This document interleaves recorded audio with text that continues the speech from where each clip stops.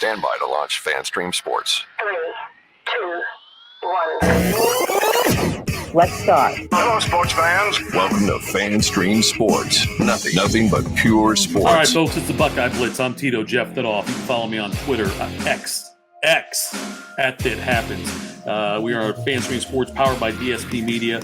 Make sure you go and check out the app. Download the app for free. Apple and Android users, FanStream Sports. FanStreamSports.com, and also go to the FanStream Sports Facebook group page where you can interact with some of the hosts and other fans of the various shows. We got so many great shows. We keep adding more and more shows to our lineup all across the country, so many different fan bases. By all means, download the app. You can listen all the time to all the shows that are on there. And again, very solid people doing this and doing the variety of shows that we have. All right.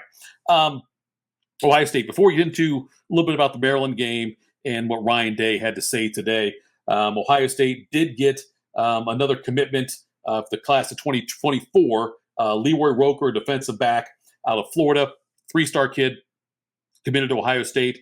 Earlier, we had the 2025 wide receiver, Javon Boggs. He committed. He's a 3-star wide receiver, also out of the state of Florida. Ohio State, there's another 2025 receiver they're looking at. I'm sorry, another 25 cornerback. Blake Woodby is going to announce his decision, it looks like, this weekend at some point. ESPN's latest rankings of the 2024 recruiting class is Ohio State at second right now, first in the Big Ten. Texas number 1 in the composite rankings on ESPN and 24/7. So, all right, the Maryland game. And it was a tough watch for Buckeye fans. I have to imagine it was tough for me. Very slow start for Ohio State. Offense sputtered early on and didn't look good at all. It was a very scary game.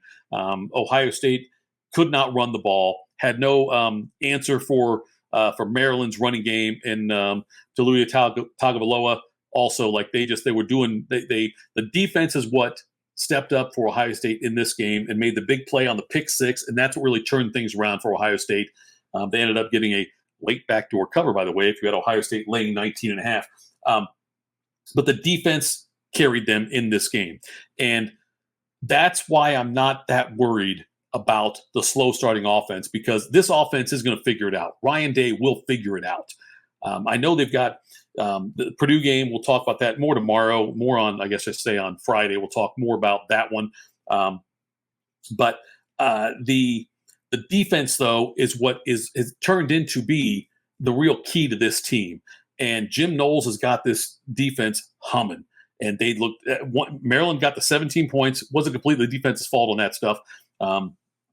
The short field one time I know for Maryland on that one. But the defense, though, made plays they needed to. When as the game got on, they got more confident, shut down Tagovailoa, forced turnovers, hitting hard, hitting guys in the backfield later in the game.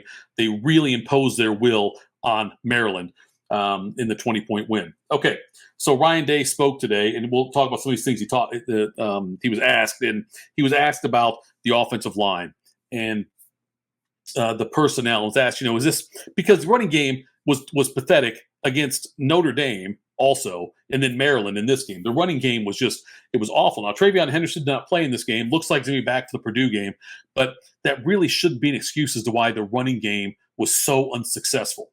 And he was asked about the offensive line and the personnel. And he specifically said he thinks he's got the right personnel. He said the second-team offensive line isn't really pressing, isn't pushing the first stringers very much to the point where they should get to play. He said that the offensive line is still a work in progress. He knows that. But and he was, he danced around it a little bit, but he did sound very confident. Let's put it that way. So he felt like this scheme, what they were doing was the right way to go about it. And the offensive line, he said that, he was asked about, I think Bill Rabinowitz asked him this question from the Columbus Dispatch and said, you're expected to reload at Ohio State and not rebuild. And is it possible the offensive line, because they lost 3 high draft picks to the NFL in the 2023 NFL draft, Rabinowitz asked him, is it possible the offensive line just isn't as good as last year's? And Dave paused for a moment. And he kind of had the expression on his face. The way I took it was if you ask somebody who your favorite child is, if you've got a couple of kids, 2, 3, 4 kids, whatever, you always are going to say, well, they're all the same. They're all equal. I love them all the most. I love them all the same, I should say. And they said he's always going to believe in his guys. He believes them. He did say, I would tell you if I didn't. I believe in these guys. And he gave a real strong vote of confidence to the offensive line, just said we got to get better at it. Now, one of the other big things they had was a slow start on offense. And they had that, if you remember the punt, that looked like a fake punt call. And I couldn't believe he called a fake punt. Turns out he didn't. It was a bad snap. It wasn't supposed to go that way. Heads up play for Ohio State, still trying to execute it and run the ball. And they didn't have the first down there. He said it was not a fake punt. The long snapper said the ball slipped. So the first play, remember that, the first bubble screen they threw, and it was a short pass. It bounced on the ground, which I don't know why Ohio State still has problems completing those early games. It seemed like it happened a lot with C.J. Stroud 2 years ago, where he was having a hard time just completing that simple play. And Ryan Day said, "Hey, that's a running game kind of play. That's part of our run game, being able to do things like that. And you have to execute that. It's a simple pass. They're not in jeopardy of being intercepted at all. So you should be able to throw that ball with confidence." And you should be able to get it there for sure. It's not like it's a bomb. It's a short pass just the other side of the line. So inexcusable to start that way, but that is how the offense was struggling. They weren't converting on third down early on. The defense was on the field way too much. Ryan Day did admit they found rhythm later on. Near the end of the game, he said McCord, his touchdown passes on back-to-back possessions. He said that's the most confident he's seen McCord look, he thinks, this season. So that's huge also. And so it's the offense. I think it will continue to get better. I like the way McCord bounced back, threw for a career-high 320 yards after a very slow start. I think this is a good thing for him. I always say this, that if you've got a lot of things to work on after a win, I should say, that's good. If you've got a lot of things to work on after a win, that's good. A lot of things working after a loss is a much different feeling. And so McCord can look at it, and he can look at how much better he played the second half, how much better the offense played in the second half. And there's a lot of things to work on there with the offensive line, with the running game, with McCord's confidence, his decision-making. All those things can be worked on, but it's a lot better to work on those things when you're 5-0 versus being 4-1, 3-2, or whatnot. Cade Stover. Ryan Day had great things to say about Cade Stover and talked about how he's grown. He's playing faster, he said. And he brought something up that I never really thought about, but it makes a lot of sense. He said, a tight end has got to be able to block like an offensive lineman, right? Run like a receiver, and protect like a running back. That's all absolutely true. That's a lot to ask for of a tight end. Cade Stover does it and does it well. Ryan Day talked about how Stover, his play helps to open up the play action pass, which is wonderful. Stover, look, I still think it'll be a first round pick. If not, it'll be an early second round pick in the NFL draft coming up.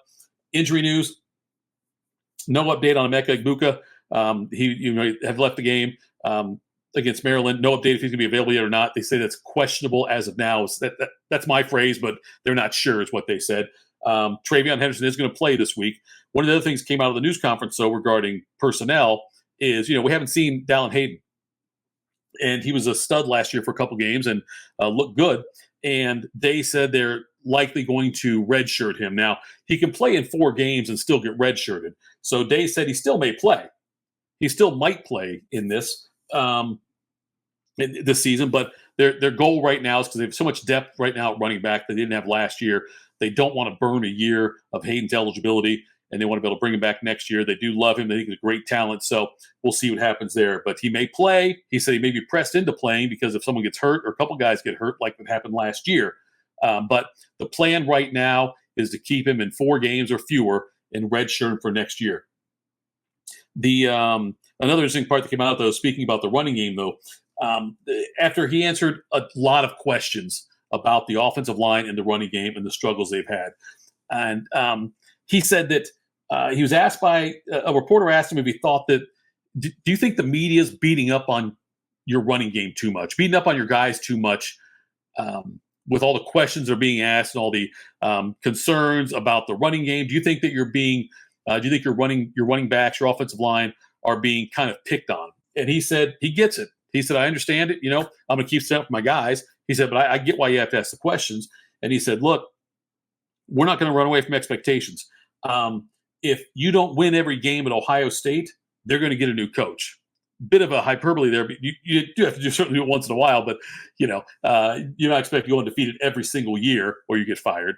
But I still contend this Ohio State team is one of the top 4 in the country. And if they did the CFP rankings today, they should be in the top 4. I know you can look at the Maryland game and look at the struggles with Notre Dame and look at the struggles with Indiana and say, is this one of the top 4 teams? Look, at Indiana, conference road game, sometimes, especially out of the gate with a freshman quarterback making his first road start. That's, a lot to ask. You had that. You've got a lot of new offensive linemen, a lot of new personnel in there. All the questions we have for Ohio State's defense last year have been answered this year. Struggling against Notre Dame, South Bend, night game. We'll see what happens when USC travels to Notre Dame this week. If USC should be able to score a lot, but will they be able to stop Notre Dame is the question there. And will Notre Dame come out with a win with that one? It's going to be a tough matchup for USC. Notre Dame's favored in that game. And then the Maryland game, look, Maryland's a good team. They came in undefeated. So, and Ohio State made adjustments at halftime and pulled away big time in the second half. I'll close out with this one other thing. Every week when there's missed calls or bad calls in a game, the Big Ten will send out letters or emails and kind of say, look, sorry, the official blew this call kind of thing. And he was asked by I think it was by Tim May. It wasn't Tim May. He's asked about the apology letters that the Big Ten sends in, and he asked what he does with them. He said, well, I can't really talk too much about, he doesn't want to get fined or anything like that. So he dodged that part of it. But he was asked, what do you do with the letters? Do you frame them? What do you do? And Ryan Day just gave a wry smile and just said, no comment. Jim Knowles talked as well, praised his defense. There's not much more Jim Knowles praise we can give because this defense is just, it's gone bonkers so far. They're playing with confidence, playing downhill. So we'll talk more about the Purdue game coming up tomorrow on Friday. But Buckeyes, get ready for that one in West Lafayette, by the way. They're like 3-5 in their last 8 appearances in West Lafayette. It's always tough. We'll get into that more. This has been the Buckeye Blitz. Thanks so much for tuning in. I'm Tito, Jeff Thitoff. Follow me on the X at It Happens. Talk to you Friday.